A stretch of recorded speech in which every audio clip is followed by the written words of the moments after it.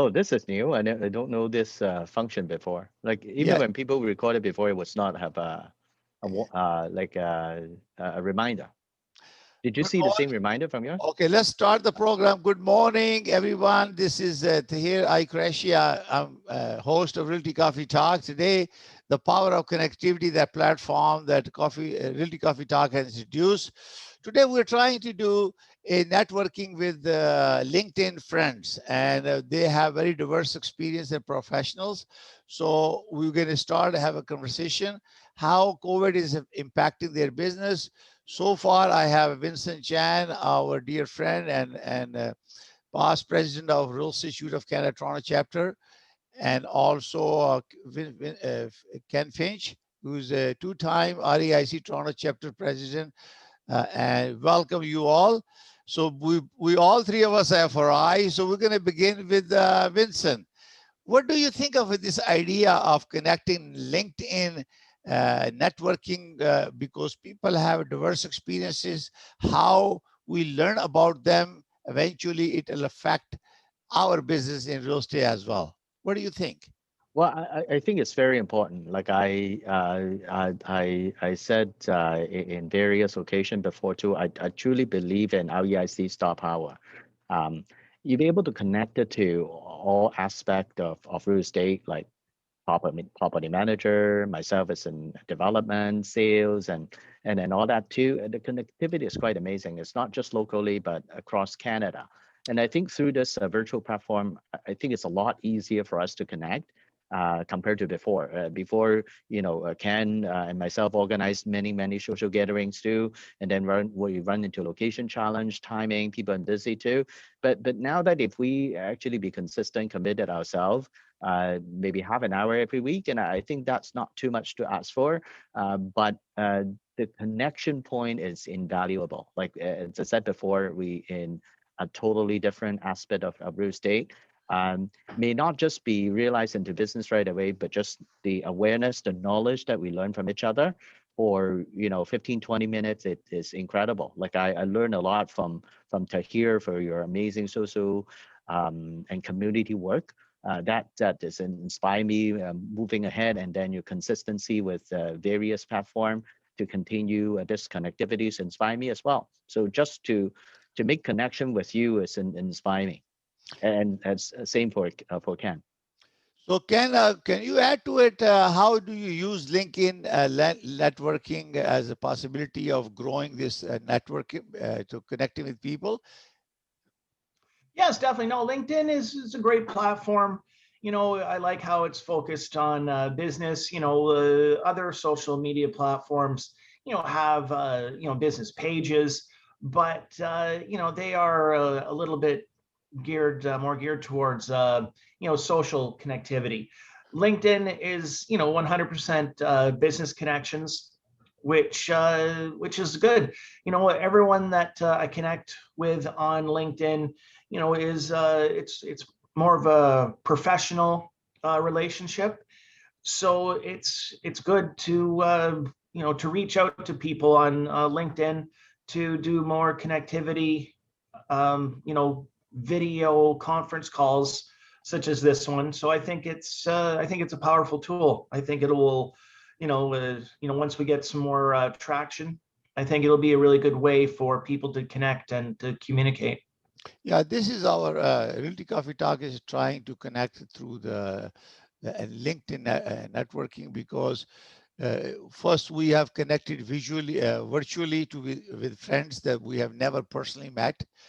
And secondly, we like to learn about different businesses and different professions, how the COVID has impacted them, how they have transformed their business, what technology and method they have adopted that can be used by us as real estate professional.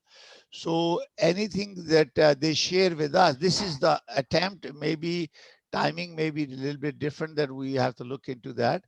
But this is why I thought that is very important for people. I have almost 9,000 following, and it appears that either people think that posting a post on LinkedIn is sufficient for them, not taking their friendship or relationship to the next level. So this is an attempt to bring them, because first we need to, any business, we need to know each other. Both of all three of us, we know each other very well. We're all FRIs. We're all member of REIC, Toronto Real Estate Institute of Canada. And plus, we connect with each other. We attend seminars, and Vincent and Ken both are, this very senior in REIC. But if we are not connecting, not getting knowing each other, how it is going to benefit for me to have a profile in LinkedIn? So, Vincent? Yeah, I think you said it right, and I think a LinkedIn connection is invaluable. That information is there, and resources there. It's a matter of you to go and try to harness it and try to make good use of it. I can share with you many examples that Sure, please go ahead. Please go I ahead. can get a connection from or notification, develop business opportunity. And just the past weekend, Don Cordick, a dear friend, a post on LinkedIn, and I'm welcoming one of his key managing broker welcoming in Kingsway's office. And this is how I aware that he's going to be opening up the Kingsway office. It happened that I have a project in the neighborhood, and we've been and trying to reach out, and then through that LinkedIn post immediately connect. But I think the information it's there to his point. Like if it is just a post of no use, then you have to act upon it. And then I go ahead and reach out to Don. Don immediately connected me with his new managing broker, which is like matter of like 10 minutes, and then we make the connection. If it is using the conventional way, sending an email introduction and then all that will take probably weeks because we both are very busy entity. But I think very important that you really need to engage and get to know each other. Um, I think LinkedIn provide a good professional platform that you make you aware of the business. But very important is to engage with the content. And now, obviously, like here you have 9,000 people. It's kind of impossible to interact with all 9,000 people, but you can choose and pick, right? Like it's if you wanted to explore like global business. I know Tahir is quite passionate lately about developing global business, but you have to start from somewhere, and then you really need to interact with a couple of people that reacted to your posts, and then start like initiative like this, and then we can connect. Now, the power with LinkedIn and together with the virtual platform, before we probably be able to interact with our local folks here in Toronto. But through the Zoom LinkedIn, I also witnessed how to hear set up connectivity conference with basically people around the world. And it's kind of impossible before. Like imagine you wanted to, Unbelievable. Yeah. right? Like that, the same conference that you try to organize here in Toronto, have everybody fly over and talk about the topic you wanted to connect. It's kind of impossible. So, but I however, the key is you have to utilize it. Exactly. I was just watching my CIPS network. Somebody on NAR posted that who are the CIPS in Toronto area, and this is an R. And Yeah, Frank McCannis is in from Florida. He immediately put my name. He says you connect with him because he has a network and he knows all CIPS. So it was amazing to see that when you are doing this on a repetitive basis, and people get to know you, and that's what you want, correct? So yeah, people connect with you for business. And this is same thing in LinkedIn. Again, no corporation, no posting, no email cannot benefit you unless there is a body behind it, a spirit, a soul, a person behind it that makes shake and move things. And that's us, people who are actually posting it. So when you post something and you walk away, your message is there, but you are not there. So when you come live on this, you are putting a face to your post. And that is why knowing each other, connecting with each other, and building partnership. And obviously, when you have that trust and partnership, you will do business. And LinkedIn, all professionals, they're very diverse professionals, like Ken said, and each one is, we are all related in a business in a word, one way or the other. Everybody has a house. They need a house to buy, sell, or build, or whatever. So that is why it's very important that we move us from posting to connecting with people. So we build on. So Ken, you want to add something to it?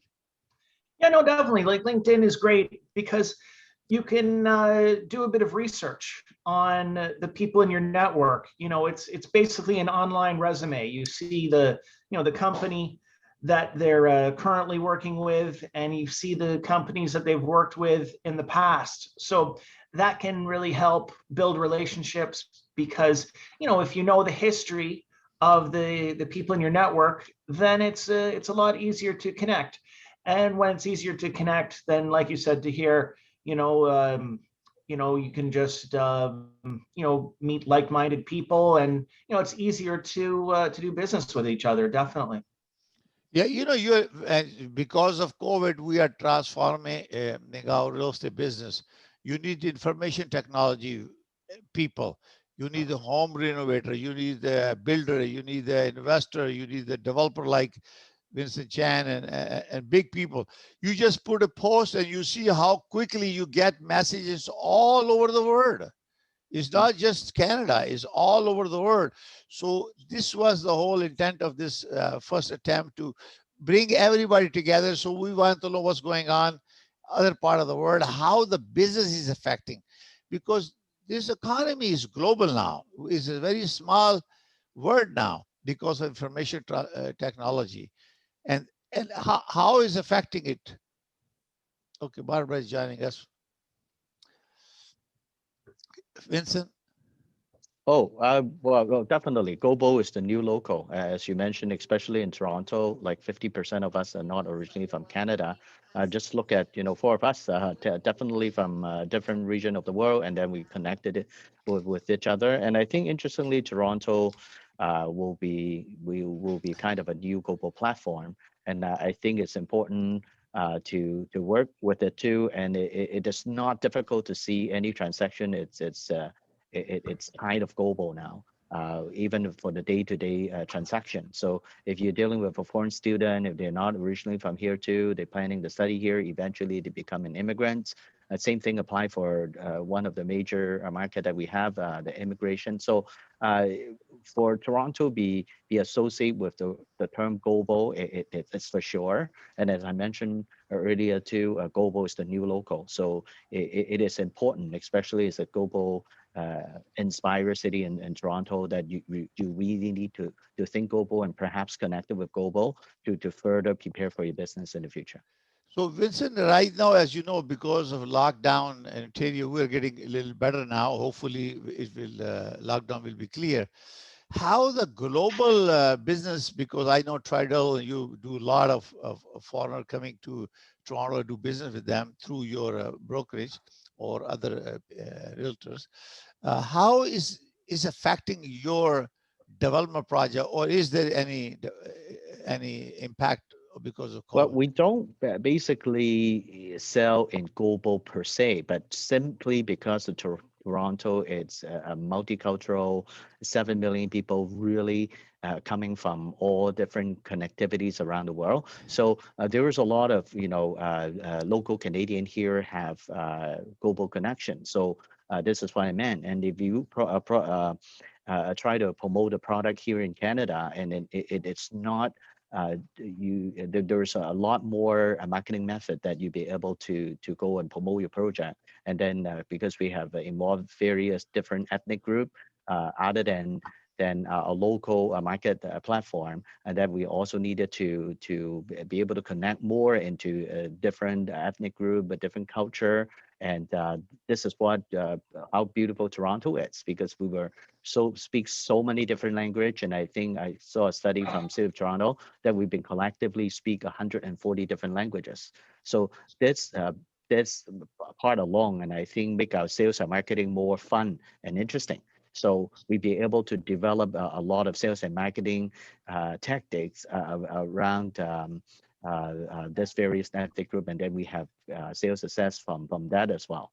And and as the backdrop of 400,000 immigrants as the government mandate coming here to Canada, of which assuming we have 100,000, so we are definitely in prepare for a more busy market as soon as the lockdown lifted.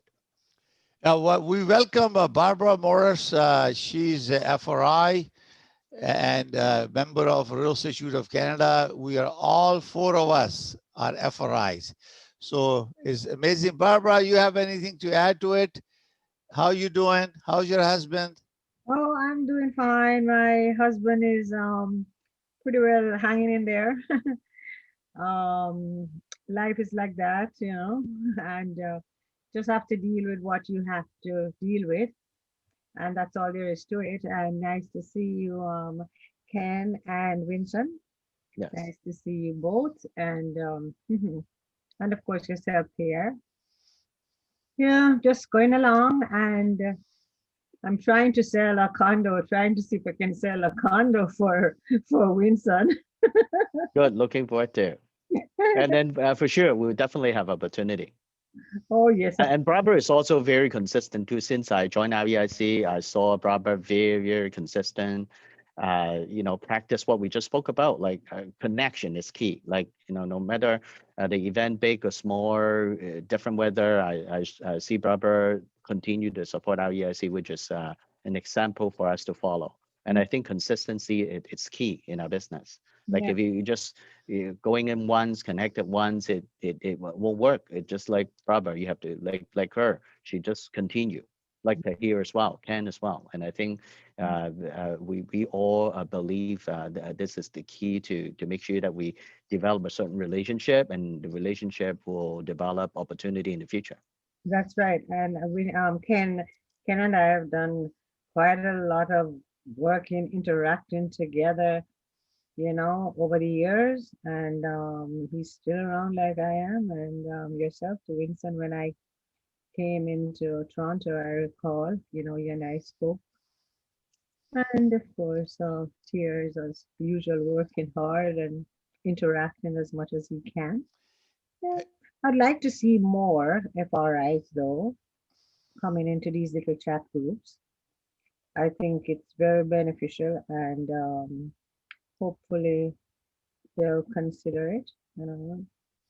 Yeah, that's what we're trying hard. I think is growing now. FRIs are increasing now. Each month we have more people.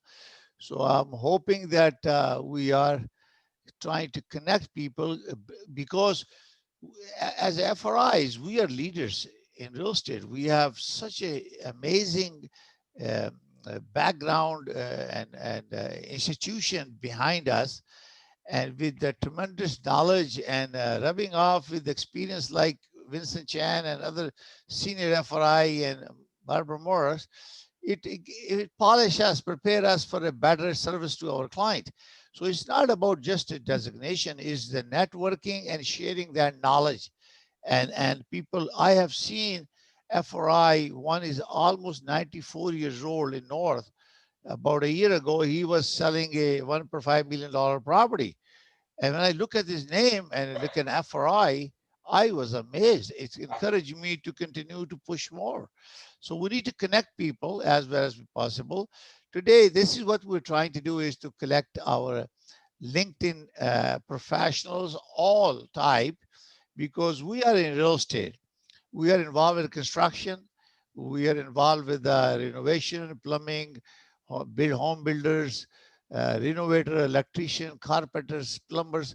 All those people are part and parcel with real estate and information technology, because new building have a new tech systems in their security system. So we need to connect to learn about them, how they do it, how they achieve success, how it's going to impact us in terms of cost. Because when we are predicting future value of the property, if the construction cost is going up, there is a perception in the marketplace that, oh, price has gone so high now, And because of OFSI rules are coming up effective June 1st, the price will drop. And this is the impression. I have quite a few buyers, and I say, you can't wait, because if you continue to wait, it's not going to affect you. Because of construction, labor, union, because production capacity has been 25% right now, and it gradually is going to increase. At that put, transportation costs will never change. It's going to be the same or more. Hard to find drivers, truck drivers. So all is going to affect at the end. Where is the room for a price reduction in the near future? Vincent, can you tell us, is cost of your project gone up because of this COVID? Well, I just simply answer a question with a question. How? Like as you mentioned, right? If people were to say the cost is lowering or price is lowering, so I'm humbly request to learn from them. As you mentioned, basically first and foremost, the land, we don't really see the land price going down, and never mind the land is also the availability. And then, we have to go through a lot of red tape, and there was a lot of restriction in terms of application that we need to get through. That's number one. And labor, as you mentioned too, it will be a constant challenge. According to a survey done lately, 69% of the developer would think that it will be challenging to get more labor. And Yeah. that's before COVID. And after COVID too, with the new safety protocol and the safety measure and all that too, make it even more difficult to get labor to work on site. Material, various stages of material availability and delivery too, because we under the lockdown too. There's a lot of transportation get delayed to it too, and then we just have to remind everybody to development. It's also a logistic. Um, Yeah. endeavor, because it's not just like you have to deal with one type of supply. You have to deal with labor, you have to deal with insulation, you have to deal with weather, you have to deal with a lot of other things too. So all become a giant puzzle. So one get delayed, it would be almost like a snowball effect or a chain link effect, that it will affect all aspects of the trade and completion. So moving forward, we only see more hardship. Now, obviously, a developer and a builder in Toronto, we are quite resilient, and we always try to find a way to kind of deal with it too. But currently, we see more challenge than a solution coming forward. So as I said, like I don't have the answer to the question. I just simply have answer within to your question, or question with a question. Like I just don't know how. Yeah, the real thing is that because each thing affects the other, okay? Yeah, Behind all transactions, there is a human body. yeah, And if you have government lockdown and restricted the use of human body, people involved with the project, obviously productivity, efficiency will go down, because people have this fear in mind that, oh, the enemy is in the air. You never know mm, the enemy. And a thing can happen, you get infected. Luckily, we all of us, about I think 48 to 50% of Ontarians already got the vaccine now. yeah. And The first dose, yesterday, yes. with our family, we went to Courtright Conservation Park, and each was separate from each other, and keeping a social distance, mask, and everything. We were able to feel the fresh air, that we are able to go out freely now, at least with the vaccine, still maintaining mask outside, social distance. So these are the things when you have employees, especially the products. Now, the two things very important, why the LinkedIn is very important. Number one is the product, and the other one is a service. So if we need to know about the product available, be professionally manufacturing, for example, Canada import a lot of material that is put together in the building. Okay, they import a lot of stuff. Same thing, services, we need skilled workers, and because they right now not bringing in any new immigrant, it is affecting us. I think me and Ken has a show last Thursday, Realty Coffee Talk. We talk about the use of human body, immigration, how is impacting us because we have a lack of people, and how if we are still showing a low inventory of the housing now, and imagine if the government planned to bring another 1 million people within their mandate, which is ending next year, how are we going to raise those 400,000 houses or units to cope up with this? We already deficit right now based on inventory we have. So To hear for sure. Once again, I've used a question to answer your question. I don't know how. only thing is our Exactly. politician has to allow Speed more up the construction approval permits, process. Yeah. Yeah. improve the process, build more houses. But again, they're looking at the pocket money like we're going to come to you as a builder and say, hey, don't bring too much property because we lose value. Is that the fear in the builder's mind, you think? Well, like I think, we definitely have a certain challenge, but I think affordability obviously is the key, but I think we really needed to focus on the supply. And then in terms of the affordability, I think right now the government policy would say that uh, everybody should be able to afford a home. That's a very great type of hope. But then if you take a look at the reality, is it really achievable? And I think people really need to work hard to earn what they wanted to. I think in my personal view that I honestly don't think that we should be kind of fear about our Yeah. price going up, because like we have to progress, or the other thing would we like to see the price go down, and then the same for the economy, and then same for our income as well too. And I think on yes, there's a certain challenge in terms of the price increase, and that's in the same token challenge us to work hard, and challenge us to work hard to achieve home ownership. But home ownership is not easy. I've been through that, and I'm sure everybody from here go through that. We really need to work hard to get the share too. I think that should be a balance for the approach, for the whole solution. As I said, I just don't have the solution to the answer, and I just I think that we need to collectively deal with it in a more balanced approach. Okay, Barbara, you have to say something about this, how we solve this affordability and this challenge that Vincent has mentioned. I just noticed that now the banks are making it hard for the first time buyers because they thought that they would have enough down payment, and it turns out that the bank is now starting to qualify them at the 5 year down the road rate, as opposed to the current low rate that the first time buyers are seeing and thinking that they can buy homes with that. But that's not the case. It's starting to change now, and that's making it harder for the The more buyers, people to qualify. yeah, Yeah, to qualify. yeah, Ken, And I what? can understand that because they need to know that they're going to have a job, a stable job going forward after COVID. They um they just can't buy a home now at this in this market and then find themselves without a job next year. And then we're going to have a lot of power sales coming up and so on. I'm fearing for the marketplace. I really am.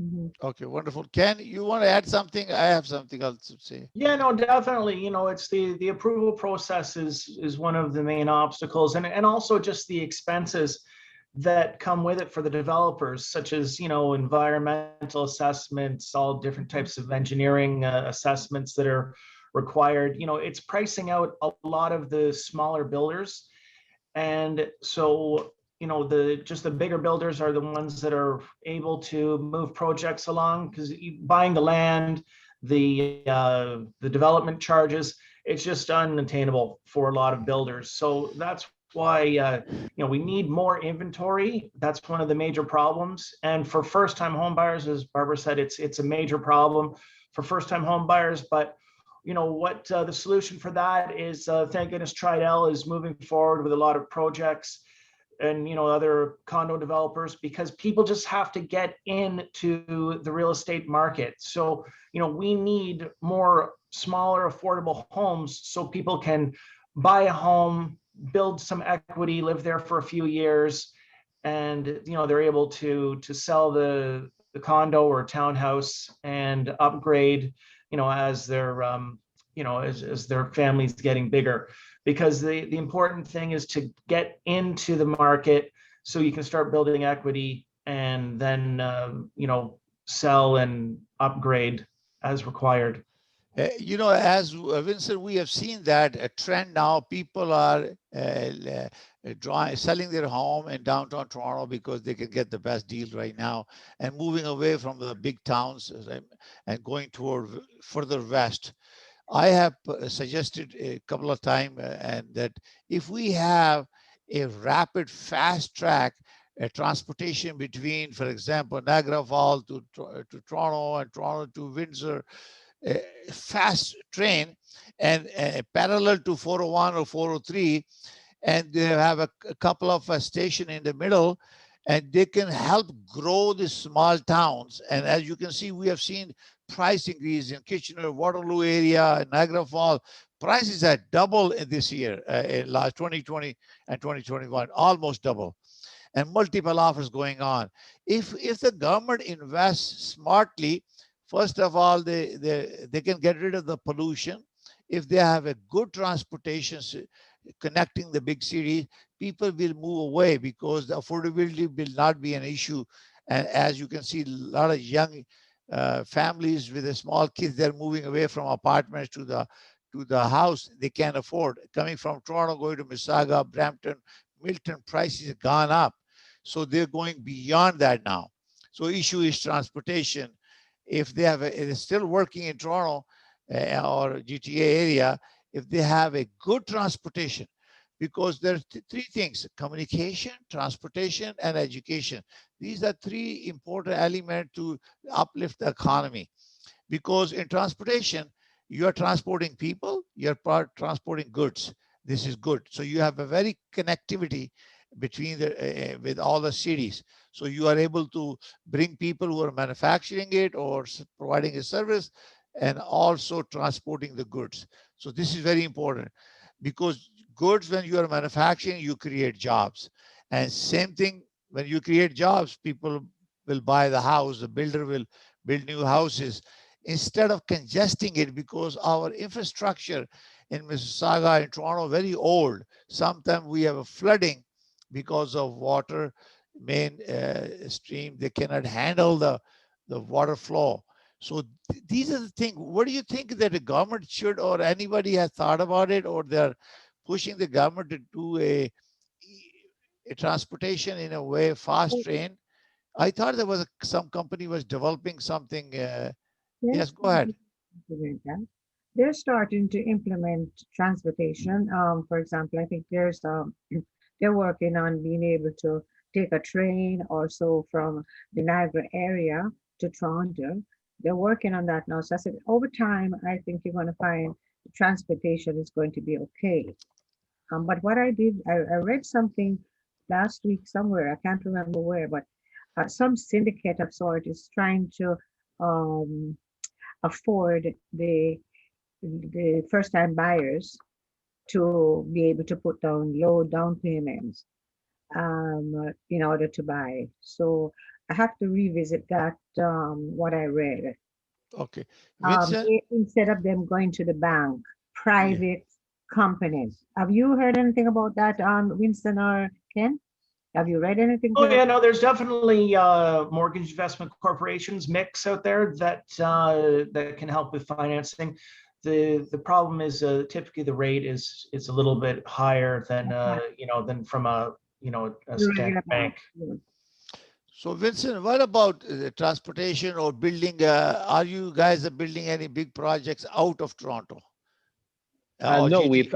we've still focus on GTA because I think there's still a lot of opportunity within GTA. But having said that, to your point about the transportation, that give opportunity like in Mississauga, typical be able to more connected to downtown per se, and I think that's the approach that we are taking. But I think most important thing, either transportation, to Ken's point earlier about the availability of the apartment, and I think we collectively need to deal with the supply issue, not quite the demand issue. No matter how you control the demand, if the supply is limited and Yeah. we can control it in a short period of time, and then the same the conversation will pop up again. And I think just look at quite simple, like if you take a look at a year ago, we were all going to find the Lysol wipes and the toilet paper and all that too. That's also a demand and supply issue. You cannot quite control the demand. Once you wanted to lower the price and make it available, and you just supplied it more, that you can be able to find it more easily. Then people won't stock it up, and then make the pricing increase so dramatically. And I think I think the key matter, not just as a developer, but as a real estate professional, we think we all agree that we are dealing with a supply issue, and then we have not be able to deal with it now, and then later on there will be a more challenging coming if the border open. With the foreign student and immigrants started to pop up, that will be a still ongoing challenge for us. Yeah. Winston, do you have any thought of going into the Niagara area? The Niagara Not region? yet. As I mentioned, we focus on the GTA, the West, one of the larger one that we may be focused on in the in south side of Mississauga. But when it's time allow, we'll be able to elaborate a little bit more. But definitely, we still see there is a lot of opportunity within the GTA. Just that we have to go through a lot of application, a lot of challenge with three level of governments and together with the residents as well too. We still think that there is good opportunity in GTA. So for us, we are more focused on that too. But doesn't mean that there is no opportunity out from GTA. This Yes, is I only our noticed approach. there is I noticed the need and want for the Niagara area and lots of land opportunity that Yes, we will. See, yes. the Canada is a very big I'm city, doing a your country. feasibility study for you, Winston. Winston, Yes, I'm doing your feasibility study. yeah, yeah, it is for sure. And I think eventually, if we don't have the availability, we have to go to Hamilton, we have to go to Niagara, as you mentioned. But as I said, if there is still opportunity that we see in GTA, we still think of it's a very good value now. Yeah. Compared to obviously city around the world, and especially in North America, in GTA we still see a lot of value there. Mhm. The issue is about affordability, as you know, in real estate, and a young generation, like Barbara mentioned, the first-time home buyers. Those are the challenges we have. I think parents are helping their children to integrate and start buying something. What can you buy in the beginning? Your average price of a small condo is gone over 600,000, and sometime when we started, And maybe if you can find them. and if you can find them, right? Fine. So these are the challenges. This is why we wanted all our LinkedIn networking group to come and share your experience in your field. We're very fortunate. All four of us have our eyes, and we are sharing with you our experience. And I'm hoping that in our next session, more Yeah. and more people join us and share their stories. And this is why it's very important, because parents, we're going to have a challenge to helping our children to integrate, even though they're professional, how they start their house, where they started. And not every parents can give $500,000-$600,000 to the children to buy a house, because each family has more than one or two kids, because higher education expenses, other things carry on. So idea again is to learn and see how we can do it. And also, I think next session when I will be inviting a member of parliament to explain us the government policies. I think I have invited her a couple of times to learn about the government program and how they can help us to expedite the approval process for the builders, and how we motivate the builders to increase their production and make more things available for sale. So I think we have a good conversation today, and we're going to continue to have this LinkedIn networking session. So before we end our program, I'm going to ask each one of you to give a message to LinkedIn friends to come and join us. So we're going to start with Vincent. Yeah, I think it's a great platform. Thank you, Tahir, to arrange that too. I think it's a very good tools for us to interact with each other, learn from each other. And LinkedIn, there's a big, diverse talent, and especially with our EIC as well too. We have talent across Canada. So, and I think will be a good resource for you to reach out to, and likewise, you will be a great resource for us to reach out to as well. Okay, Ken. Yeah, no, thanks to here for organizing this. It's a great platform. You know, LinkedIn, just like the Real Estate Institute of Canada or your local real estate board or your local property management organization, the more you put into it, the more you get out of it. LinkedIn is a great platform, but you know, just get involved in the groups that you're connected with.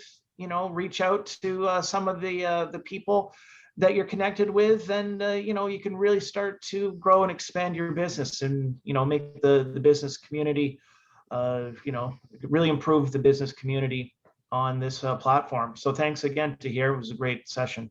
Welcome. Barbara, your message. I want to thank you to here for your hard work. And yes, I would like to see more people on this show or this linked. I want to apologize for having been a little late in getting on, No problem. but circumstance prevailed. So I look forward to your next show, and I do hope that we'll have more FRIs or more anyone that wish to learn and get with the program, get in with us next time. So thank you. Thank you. On behalf of Realty Coffee Talk, the Power of Connectivity platform, I thank you all for joining. Viewers, we will have our next LinkedIn networking session next month in June at the same day, at the same time. I will post the link. So we're hoping that you will share your experience and knowledge, because LinkedIn network is a global. We like to learn from you wherever you are, no matter which profession you are in or business. Come and join us and share your experiences. How is COVID has impacted your economy in your country, in your city, and how you have transformed and adopt new methods and technology to do business successfully and surviving through this pandemic. So we look forward to welcome you in our next episode. Thank you very much for watching Realty Coffee Talk, the Power of Connectivity for LinkedIn Networking. We'll see you next time. Thank you very much. Goodbye. May God bless you all. Thank you. God bless Canada. Bye-bye. Thank you. Bye for now. Have a nice day all. Bye.